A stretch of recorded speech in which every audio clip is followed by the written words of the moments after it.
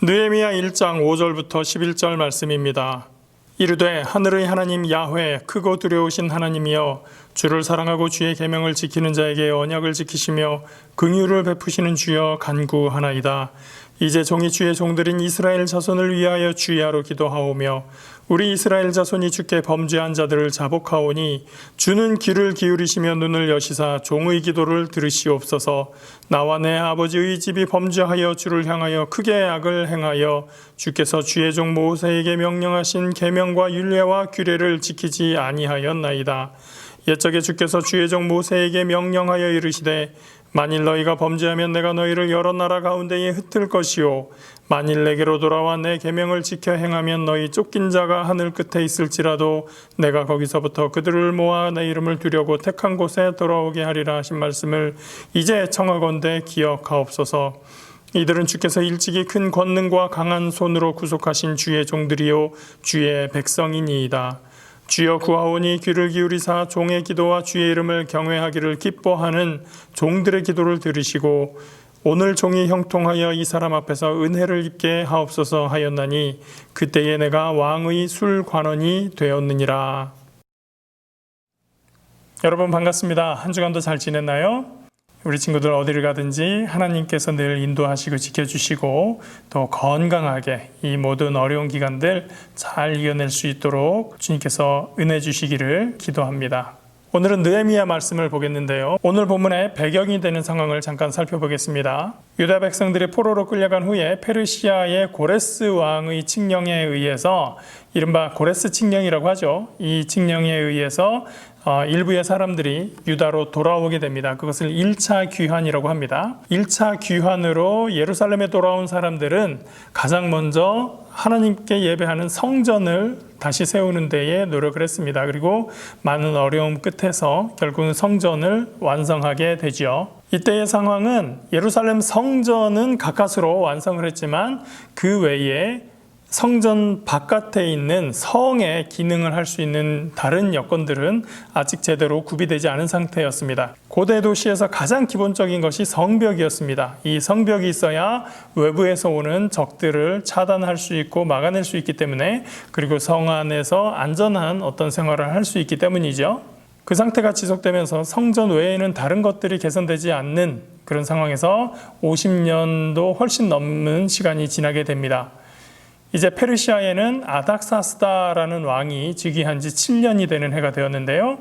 이때 이 왕이 유대 사람들을 다시 유대로 돌려보내게 됩니다. 이것을 2차 귀환이라고 하는데 바로 우리가 지난번에 배웠던 에스라가 이 2차 귀환에 포함되어서 유대로 돌아오게 됩니다. 에스라는 율법학자이면서 제사장이었었는데 이 두 번째 귀환에 포함되면서 돌아와서는 율법과 제사의 기능의 회복에 대해서 열심히 노력을 하게 됩니다. 우리가 지난주까지 2주간 배웠었던 에스더는 이 에스라하고 다른 사람이죠. 에스더는 2차 귀환이 있기 전에, 그러니까 성전이 완공되고 나서 2차 귀환이 있는 이 사이에 있었던 사람입니다. 그래서 2차 귀환에 대해서 이야기하기 전에 에스더에 대해서 우리가 공부를 했었던 것이고요. 본국으로 돌아온 에스라는 실제로 어느 정도 그 율법과 성전 제사에 대해서 회복하는 것을 이뤄내기도 합니다. 그럼에도 불구하고 이 돌아온 유대 사람들은 완전히 이방 사람들의 습관을 버리지는 못하고 있었던 것 같아요. 이렇게 2차 귀환이 있은 지 13년이 지났습니다. 아닥사스다 왕의 재위 20년이 된 것이죠. 2차 귀환이 있었지만, 그러니까 유대로 돌아간 사람들이 두 번째까지도 있었지만 아직도 많은 사람들이 이 페르시아 제국 곳곳에 흩어져서 살고 있었습니다. 그 중에 수산궁, 우리가 에스더에 대해서 이야기했었던 바로 그 수산성이죠. 수산성에 있는 왕궁, 수산궁에 느헤미야라는 사람이 있었습니다. 느헤미야는 술관원이었습니다. 술관원이 뭐 하는 사람일까요? 우리 조선시대에 기미상궁이라는 사람에 대해서 우리 알고 있죠. 지난 시간 에스더 때도 이야기했지만 왕들은 조선시대뿐만 아니라 모든 나라의 왕들은 늘 암살이나 독살이나 이런 것들에 대한 두려움을 가지고 살고 있었습니다. 그렇기 때문에 아무 데나 가서 내키는 대로 아무거나 먹고 그렇게 살 수 없었고, 특별하게 구성된 이 음식하는 사람들, 그들이 해주는 음식만을 먹어야 했었던 것이죠.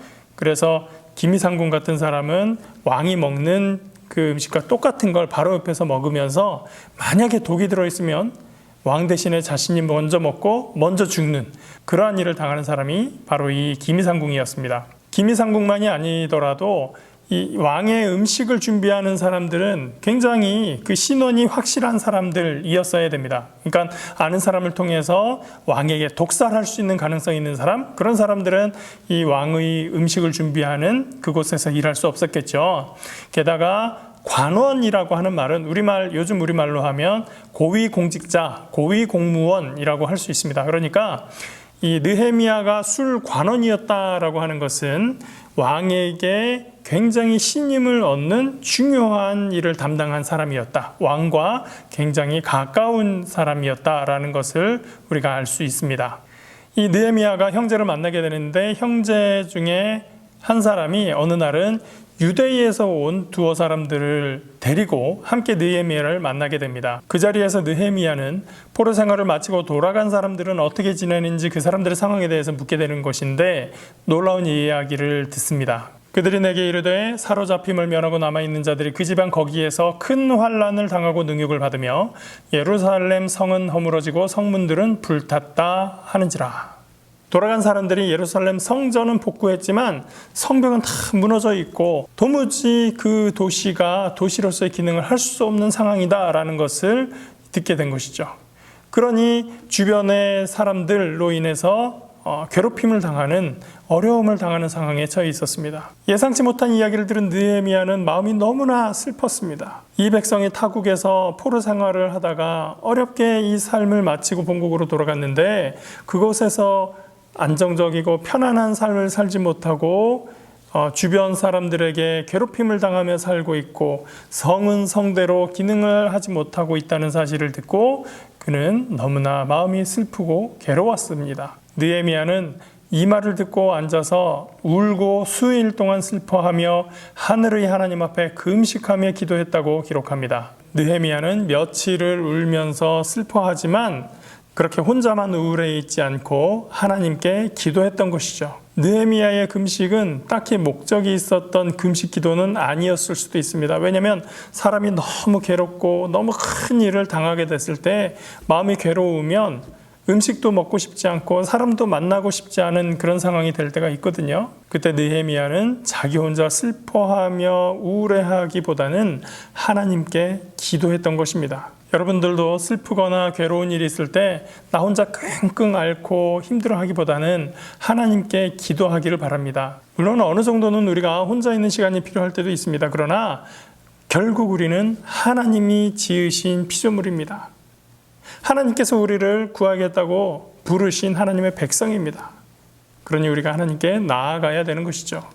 그렇다면 느헤미야는 뭐라고 기도했을까요? 하늘의 하나님 야훼 크고 두려우신 하나님이여 주를 사랑하고 주의 계명을 지키는 자에게 언약을 지키시며 긍휼을 베푸시는 주여 간구하나이다.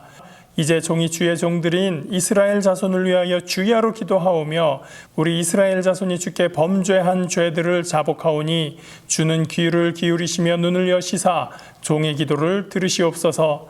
나와 내 아버지의 집이 범죄하여 주를 향하여 크게 악을 행하여 주께서 주의 종 모세에게 명령하신 계명과 율례와 규례를 지키지 아니하였나이다. 느헤미야는 이 문제에 대해서 생각해 봅니다. 이것이 과연 하나님이 우리에게 잘못하고 계시고 우리가 억울함을 당하는 것이냐, 아니면 우리가 잘못하였고 그 잘못의 결과를 우리가 받고 있는 것이냐 생각해 보니 이것은 하나님의 문제가 아니라 우리의 문제이구나 라는 것을 인정하게 됩니다. 하나님, 가만 보니 하나님은 역시나 언약의 하나님이시고 하나님은 긍휼을 베푸시는 하나님이십니다. 우리가 잘못한 것이었네요. 이 모든 것이 저와 우리 백성들 그리고 우리 조상들의 잘못이었었네요. 하나님께서 모세를 통해서 주신 계명과 율례와 규례를 지키지 않은 것이 우리들이었습니다. 우리 조상들이었습니다. 느헤미야는 그것을 고백하였던 것이죠. 출애굽 시대로부터 왕정 시대를 거쳐서 예언자를 통해서 그토록 경계하고 지적하고 이제 그만하고 돌아오라 회개하라라고 했었던 바로 그러한 범죄들입니다. 그러한 범죄들이 있으면 어떻게 된다고 했습니까? 옛적에 주께서 주의 종 모세에게 명령하여 이르시되 만일 너희가 범죄하면 내가 너희를 여러 나라 가운데에 흩을 것이요. 하나님, 이렇게 우리가 타국에서 생활하는 것을 보니 하나님의 말씀대로 된 것이었네요. 만일 내게로 돌아와 내 계명을 지켜 행하면 너희 쫓긴 자가 하늘 끝에 있을지라도 내가 거기서부터 그들을 모아 내 이름을 두려고 택한 곳에 돌아오게 하리라 하신 말씀을 이제 청하건대 기억하옵소서. 하나님, 맞습니다. 하나님의 말씀대로 이 백성들이 흩어져 버렸습니다. 그런데 하나님 말씀하셨잖아요. 다시 하나님께로 돌아온다면, 하나님의 그 계명을 지킨다면 하나님께서 우리들 다시 돌아오게 하신다고 했잖아요. 하나님, 그 말씀을 이제 기억하여 주옵소서. 주여, 구하오니 귀를 기울이사 종의 기도와 주의 이름을 경외하기를 기뻐하는 종들의 기도를 들으시고 오늘 종이 형통하여 이 사람 앞에서 은혜를 입게 하옵소서. 하나님, 이제 저를 보세요. 그리고 제 주변을 보세요. 주님을 경외하기를 기뻐하는 사람들이 있습니다. 우리의 기도를 들어 주시옵소서. 그리고 이 사람 앞에서 은혜를 입게 하여 주시옵소서. 이 사람은 누굴까요? 자신이 술관원이라고 했는데 술관원으로서 은혜를 입을 사람, 바로 아닥사스다 왕이죠. 그 왕에게 은혜를 입게 해주세요. 우리 주변의 상황이 좋지 않게 되었을 때 우리는 우리를 돌아볼 수 있어야 됩니다. 남을 탓하고 하나님을 탓하다 보면, 자신의 문제를 돌아보지 않는다면 우리는 그 문제에서 절대로 되돌아 나올 수가 없게 됩니다. 그렇다고 다 내 잘못이야, 다 내 탓이야, 이렇게 하라는 건 아니에요. 본질적으로 나는 아무 잘못이 없어, 그렇게 생각하면 안 된다고 하는 것이죠. 이게 다 하나님 때문이야, 이게 다 부모님 때문이야, 이게 다 어떤 사람 때문이야, 그러다 보면 우리는 새로운 해결책을 찾을 수가 없습니다. 어쩔 수 없는 상황과 환경이 분명히 있습니다. 그러나 그 환경 속에 처한 나의 반응이 어떠한지가 정말 중요한 것이죠. 느헤미야는 본질적으로 하나님은 선하시며 긍휼을 베푸시며 그 언약을 지키시는 분이시라고 하는 것을 믿었습니다. 그렇다면 하나님께서 이 백성을 이 많은 나라에, 이 넓은 나라에 흩으시고 남의 나라에서 살게 하신 데에는 어떤 이유가 있을 것이다. 그리고 살펴보니 하나님의 말씀대로 된 것이었구나.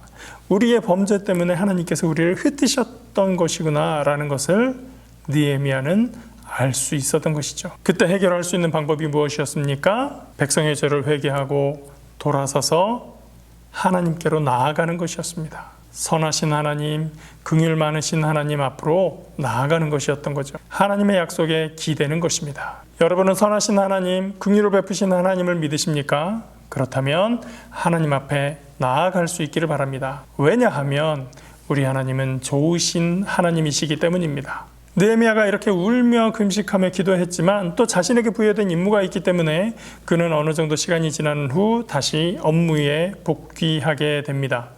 업무에 돌아갔지만 그 마음속의 아픔과 괴로움은 아직 해소되지 않았어요. 그래서 그 얼굴에 수심이 가득한 상태였습니다. 그 모습을 왕이 보니 왕도 알아챌 수가 있었거든요. 왕이 묻습니다. 네가 병이 없거늘 어찌하여 얼굴에 수심이 있느냐? 이는 필연 네 마음에 근심이 있음이로다. 느헤미야는 자신의 속마음이 들킨 것이 두려웠지만 솔직히 얘기하기로 결심합니다.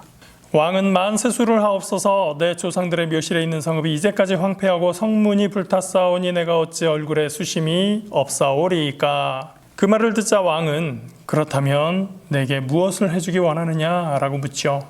느헤미야는 잠시 마음속으로 하나님께 기도한 후에 왕에게 대답합니다.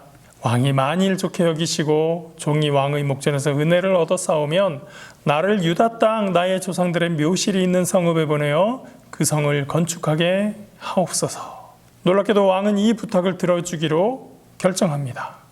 아닥사스다 왕은 느헤미야가 본국으로 돌아가서 예루살렘 성을 재건할 수 있도록 도와주기로 마음먹게 됩니다.